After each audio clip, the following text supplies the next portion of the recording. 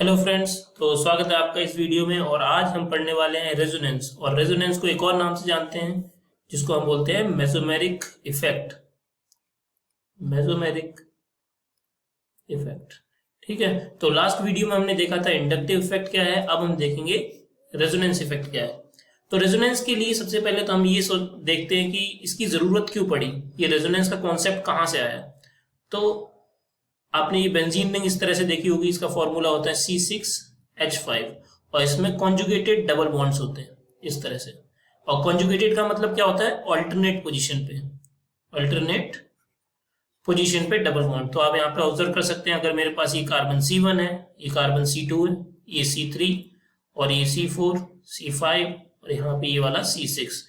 तो यहाँ पे डबल बॉन्ड, फिर सिंगल बॉन्ड, फिर से एक डबल बॉन्ड, फिर से एक सिंगल बॉन्ड। तो ये क्या है, अल्टरनेट पोजीशंस। तो ये है हमारा कॉन्जुगेटेड सिस्टम। ऐसे सिस्टम को क्या बोलते हैं, कॉन्जुगेटेड सिस्टम, ठीक है।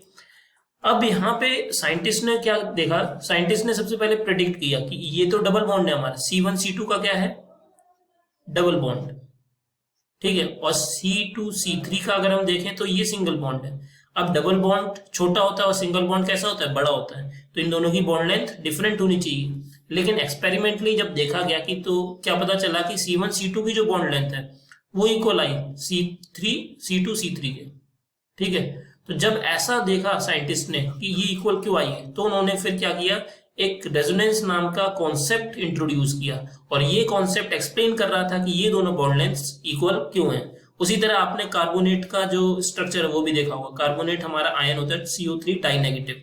इसमें क्या होता है, इसमें ये कार्बन होता है, यहाँ पे दो ऑक्सीजन इस तरह से लगे होते हैं और इन दोनों ऑक्सीजन पे होता है नेगेटिव, इसलिए डाई नेगेटिव है। और एक डबल बॉन्ड से ऑक्सीजन कनेक्टेड है। अब यहाँ पे हम देख रहे हैं ये डबल बॉन्ड है, ये सिंगल बॉन्ड है, ये सिंगल बॉन्ड है। तो इसका मतलब क्या होना चाहिए था, ये वाली बॉन्ड लेंथ जो है वो डिफरेंट होनी चाहिए थी इस बॉन्ड लेंथ के। बट एक्सपेरिमेंटली दोनों की दोनों बॉन्ड लेंथ्स इक्वल होती हैं। तो इस चीज को भी एक्सप्लेन करने के लिए हमने किस चीज का यूज लिया, रेजोनेंस इफेक्ट का। तो रेजोनेंस इफेक्ट का सबसे पहले हम एक्सप्लेन कर लेते हैं कि रेजोनेंस एक एग्जांपल से क्या होता है, उसके बाद इसकी डेफिनेशन लिखते हैं, ठीक है। तो मान लो मेरे पास ये बेंजीन रिंग है। अब इस बेंजीन रिंग के मैंने इस तरह से डबल बॉन्ड्स बना लिए। अब होता क्या है, ये जो दो डबल बॉन्ड्स हैं, ये दो डबल बॉन्ड्स इधर शिफ्ट हो जाते हैं। लेकिन ऐसा होते ही क्या होगा, इस कार्बन के 5 बॉन्ड्स हो जाएंगे, क्योंकि एक बॉन्ड तो इधर बन जाएगा और एक बॉन्ड तो पहले से ही है। ऐसा ना हो, क्योंकि कार्बन तो सिर्फ 4 बॉन्ड्स बना सकता है, उसके आउटर मोस्ट में 4 इलेक्ट्रॉन्स है। इसलिए ये वाला जो बॉन्ड है ये शिफ्ट हो जाता है इधर, ठीक है। लेकिन अगर ये इधर शिफ्ट होगा तो फिर से इस कार्बन के 5 बॉन्ड्स हो जाएंगे। तो ऐसा ना होने के लिए फिर ये वाला जो डबल बॉन्ड है वो शिफ्ट हो जाता है इस तरफ। तो कुल मिला जुलाकर हमारे पास जो दूसरा स्ट्रक्चर आता है वो कुछ इस तरह से आता है। ये वाला बॉन्ड इस तरफ शिफ्ट हो गया होता है, ये वाला बॉन्ड इस तरफ और ये वाला बॉन्ड इस तरफ। अब ये दोनों आपस में ऑलमोस्ट सिमिलर लग रहे हैं, लेकिन अगर मैं इस कार्बन को C1 बोलूं, इसको C2 बोलूं, और यहाँ पे भी ये मेरा C1 कार्बन, ये C2 कार्बन, तो यहाँ पे हम ऑब्जर्व कर सकते हैं C1 C2 के बीच में पहले डबल बॉन्ड था, जबकि बाद में C1 C2 के बीच में सिंगल बॉन्ड है। तो ये दोनों स्ट्रक्चर, इनको हम बोलते हैं रेजोनेटिंग स्ट्रक्चर, रेजोनेटिंग स्ट्रक्चर। और इन दोनों स्ट्रक्चर को कंबाइन करने के बाद, क्योंकि रियलिटी में ना ये एग्जिस्ट करता है और रियलिटी में ना ये एग्जिस्ट करता है, ये दोनों हमने रेजोनेंस स्ट्रक्चर्स बनाए हैं ताकि हम एक्सप्लेन कर सकें क्यों इन दोनों की जो बॉन्ड लेंथ है वो इक्वल होती है। तो इसके इन दोनों को मिला के हमने एक फाइनल स्ट्रक्चर बनाया, कुछ इस तरह से, इस तरह से। और इस स्ट्रक्चर को हमने बोला ये हमारा फाइनल स्ट्रक्चर है, जो कि इसके और इसके कॉम्बिनेशन से मिलके बना है। और इसमें जो कार्बन C1 C2 की बॉन्ड लेंथ है, वो C1 C2 की जो बॉन्ड लेंथ है वो सिंगल बॉन्ड और डबल बॉन्ड के बीच में आती है। इसलिए इसकी जो सारी की सारी बॉन्ड लेंथ है वो इक्वल होंगी सब कार्बन के बीच में। ऐसा नहीं होगा कि एक कार्बन की अलग आ रही तो दूसरे की अलग आ रही। और इसी को हम रेजोनेंस इफेक्ट बोलते हैं। अब इसकी डेफिनेशन लिखते हैं हम लोग। तो रेजोनेंस इफेक्ट की हम डेफिनेशन क्या ले सकते हैं, द डीलोकलाइजेशन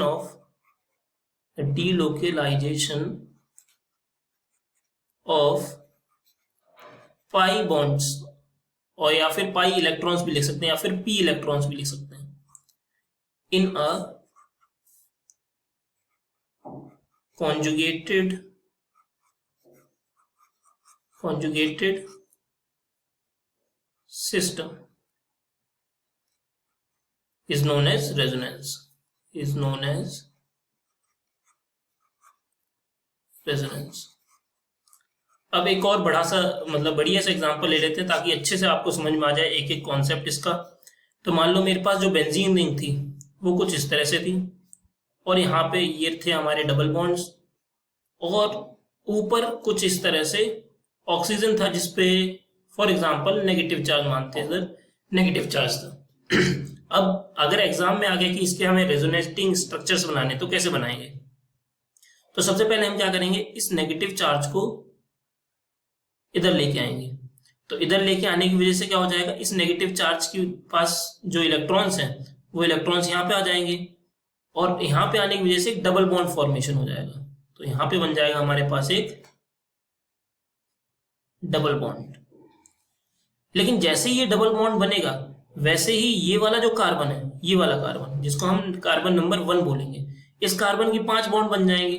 बट ऐसा नहीं हो सकता, कार्बन के तो 5 बॉन्ड हो ही नहीं सकते, कार्बन तो सिर्फ 4 बॉन्ड बनाएगा। तो इसलिए ये जो 2 इलेक्ट्रॉन्स है, ये पूरा का पूरा बॉन्ड, इसके दोनों के दोनों इलेक्ट्रॉन्स आ जाएंगे यहाँ पर, क्योंकि कार्बन अगर एक एक्स्ट्रा बॉन्ड बना रहा है तो उसे एक एक्स्ट्रा बॉन्ड तोड़ना पड़ेगा, और ये दोनों के दोनों इलेक्ट्रॉन्स शिफ्ट हो जाएंगे इस वाले कार्बन पे। तो इस वाले कार्बन पे इलेक्ट्रॉन्स आए हैं इसलिए इस पे आ जाएगा नेगेटिव चार्ज, और इस ऑक्सीजन ने इलेक्ट्रॉन डोनेट कर दिया है इसलिए इस पे आ जाएगा पॉजिटिव चार्ज। क्योंकि यहाँ पे हम देख सकते थे इलेक्ट्रॉन्स दोनों के दोनों यहाँ पे चले गए थे, तो ऑक्सीजन का जो इलेक्ट्रॉन था वो इसने डोनेट किया तो इस पे आ गया पॉजिटिव चार्ज, और यहाँ पे कार्बन के पास इलेक्ट्रॉन्स आ गए तो इस पे आ गया है नेगेटिव चार्ज। और ये दोनों बॉन्ड्स हमारे एज इट इज, ठीक है। तो ये तो हमारा फर्स्ट स्ट्रक्चर हो गया। अब अगला स्ट्रक्चर बनाते हैं। तो अगले स्ट्रक्चर में हम क्या करेंगे, हम ये जो इलेक्ट्रॉन का है नेगेटिव चार्ज, ये यहाँ पे शिफ्ट कर देंगे डबल बॉन्ड के रूप में। तो इस कारण क्या होगा, इस कारण यहाँ पे एक डबल बॉन्ड बन जाएगा। अब डबल बॉन्ड क्यों बना, क्योंकि ये जो इलेक्ट्रॉन है यहाँ पे 2 इलेक्ट्रॉन है टोटल, ठीक है। एक इलेक्ट्रॉन तो इसी कार्बन का था, एक इलेक्ट्रॉन तो इसी कार्बन का था, यहाँ पे देख सकते हैं ये वाला जो इलेक्ट्रॉन था वो तो इसी कार्बन का था, और एक इलेक्ट्रॉन हमारा इस कार्बन से आया था इस तरह से।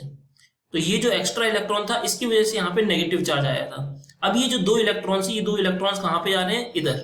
तो इस कारण 2 इलेक्ट्रॉन से एक बॉन्ड हमारा बन जाएगा, ठीक है। और यहाँ पे पहले से ही ऑक्सीजन लगा था जिसपे पॉजिटिव चार्ज था, और इधर एक डबल बॉन्ड था, यहाँ पे एक डबल बॉन्ड था। लेकिन ये जो वाला डबल बॉन्ड था, ये डबल बॉन्ड अब वापस इस तरफ शिफ्ट होगा। क्यों होगा, ये वाला जो डबल बॉन्ड है ये इस तरफ शिफ्ट होगा। क्यों, क्योंकि इस कार्बन का अब 5 बॉन्ड बन जाएंगे अगर शिफ्ट नहीं हुआ तो। अगर ये बॉन्ड शिफ्ट नहीं होता तो 5 बॉन्ड बन जाएंगे। पहले से ये दो बॉन्ड है, 1 2, एक हाइड्रोजन के साथ है, एक ये वाला बॉन्ड है, और अगर ये बॉन्ड शिफ्ट नहीं होता तो 5 हो जाएंगे, इसलिए ये वाला बॉन्ड भी इस तरह से शिफ्ट हो जाएगा। तो इसलिए इस पे आ जाएगा नेगेटिव चार्ज, ठीक है। अब उसी तरह हमें वापस रिपीट करना है, ये नेगेटिव चार्ज यहाँ पे आता है तो ये 2 इलेक्ट्रॉन से ये यहाँ पे आ जाएंगे वापस इस कार्बन पे। तो इसका दूसरा रेजोनेटिंग स्ट्रक्चर अगर हम बनाने की कोशिश करें तो वो कुछ इस तरह से बनेगा। यहाँ पे आ गया हमारे पास नेगेटिव चार्ज, यहाँ पे आगे 2 बॉन्ड्स मतलब 2 इलेक्ट्रॉन्स जिसका एक पाई बॉन्ड है, यहाँ पे ये डबल बॉन्ड है, यहाँ पे ये पॉजिटिव चार्ज है।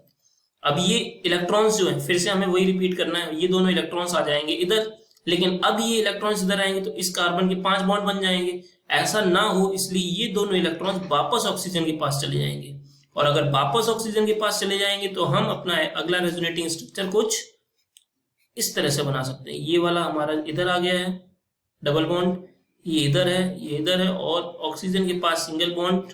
अब ऑक्सीजन का जो पॉजिटिव चार्ज है वो खत्म हो जाएगा क्योंकि इसके इलेक्ट्रॉन्स इसके पास वापस आ गए। तो ये हमारा फाइनली बन गया,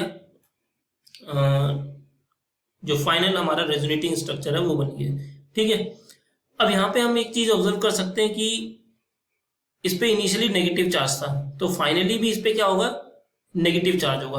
अब नेगेटिव चार्ज क्यों होगा, क्योंकि इसके पास 2 इलेक्ट्रॉन्स आए, तो 2 इलेक्ट्रॉन्स आए, एक इलेक्ट्रॉन की वजह से तो इसका पॉजिटिव चार्ज खत्म है। एक पॉजिटिव चार्ज का मतलब क्या हुआ, इसके पास एक इलेक्ट्रॉन की कमी है, तो एक इलेक्ट्रॉन ने तो वो पॉजिटिव चार्ज खत्म किया, और जो दूसरा इलेक्ट्रॉन आया उसने इसको पे नेगेटिव चार्ज वापस क्रिएट कर दिया। तो हमारे पास जो फाइनली जो स्ट्रक्चर है वो कुछ इस तरह से आता है।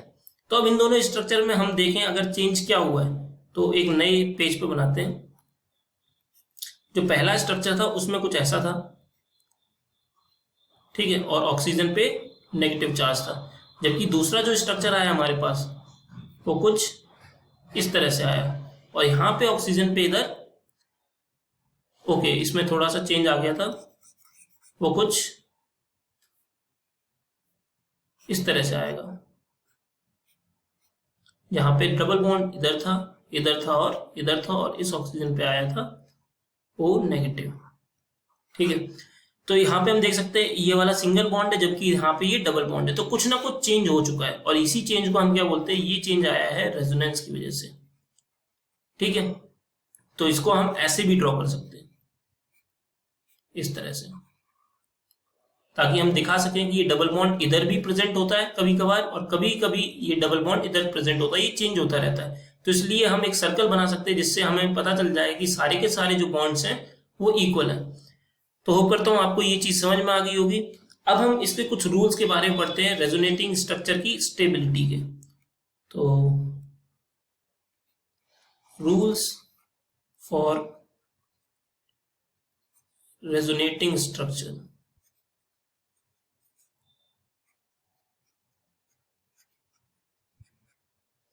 ठीक है, तो रूल्स में सबसे पहले तो आपको ये पता होना चाहिए रेजोनेंस किस किस के बीच में होता है। तो मान लो मेरे पास एक पाई है, उसके बाद एक सिंगल बॉन्ड है, और उसके बाद एक और पाई बॉन्ड है, तो इसमें रेजोनेंस होगा। जैसे हमने बेंजीन रिंग के केस में देखा था कि बेंजीन रिंग के केस में क्या था, एक पाई था, एक सिंगल, फिर एक पाई, तो इन तीनों के बीच में क्या हो रहा था, रेजोनेंस। उसी तरह अगर मेरे पास एक पाई है, एक सिंगल है और एक लोन पेयर भी है इस तरह से, तो भी रेजोनेंस होगा। जैसे फॉर एग्जाम्पल मान लो मेरे पास ये कार्बन, डबल बॉन्ड कार्बन, फिर ये कार्बन, और यहां पे आ गया मान लो oxygen OH, for example OH आ गया। तो इसके पास ये जो दो इलेक्ट्रॉन्स है, ये दो इलेक्ट्रॉन्स क्या करेंगे, इस तरह से रेजोनेंस करेंगे, और यहाँ पे ये कार्बन का डबल बॉन्ड इस तरफ से शिफ्ट हो जाएगा। तो ऐसा भी पॉसिबल हो सकता है। तो ये जो यहाँ पे हम देख सकते हैं पहली पोजीशन में पाई था, फिर सिंगल बॉन्ड और फिर लोन पेयर, तो तब भी रेजोनेंस पॉसिबल है। उसी तरह रेजोनेंस पाई सिग्मा, ये सिग्मा है, sigma bond, single bond, sigma bond. ठीक है, और ये पॉजिटिव, तो पॉजिटिव के बीच में भी होगा। उसी तरह पाई सिग्मा, और हम दूसरा केस ले सकते हैं नेगेटिव चार्ज, इसके बीच में भी रेजोनेंस होगा। ठीक है, तो ये कुछ केसेस हो गए जिसमें रेजोनेंस पॉसिबल होता है। अब हम देखेंगे स्टेबिलिटी के जो रूल्स होते हैं वो क्या क्या होते हैं। ठीक है, कभी कभार आपको ये भी मिल जाएगा केस, नॉर्मली IIT JEE में मिलता है, बाकी बोर्ड्स वगैरह में ये नहीं आता। फ्री रेडिकल का भी केस आ जाता है, पाई सिग्मा उसके बाद फ्री रेडिकल। तो अब रूल्स देख लेते हैं। तो रूल नंबर 1 देखते हैं।